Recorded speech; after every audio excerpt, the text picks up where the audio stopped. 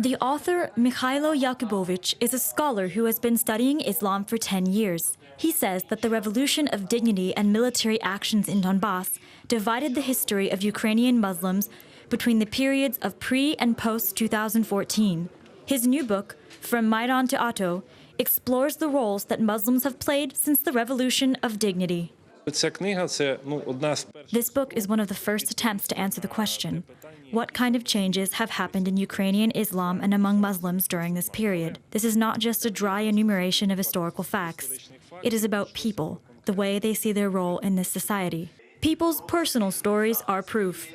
Ukrainian followers of the Prophet Muhammad did not stand aside, but went to the front to defend the sovereignty and the territorial integrity of the country. Olha, a paramedic, is an ethnic Ukrainian, and she converted to Islam after having spent a year and a half serving in Donbas. I kept putting it off.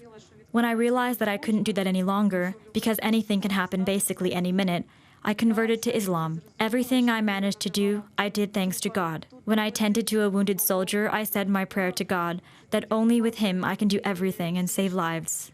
Rustam had never served in the army and did not think that one day he would have to defend his homeland. After converting to Islam, he decided to volunteer and go to Donbas. There, he learned about field operations. In the morning, I used to open the Quran at any page and read out the first fragment to the guys. I do not know if that affected them or not, but they were ashamed to drink around me. With God's help, not a single wound or even a scratch. I hope that thanks to my skills, the enemy suffered losses. Men and women, young and old, and people of all different nationalities. All have proven their right to be called Ukrainians, not because of their blood, but because of their spirit. Soldiers, imams, doctors, and volunteers, they all came to defend their native land. Yakubovich is already working on a follow-up to the book. He hopes to publish it right after victory.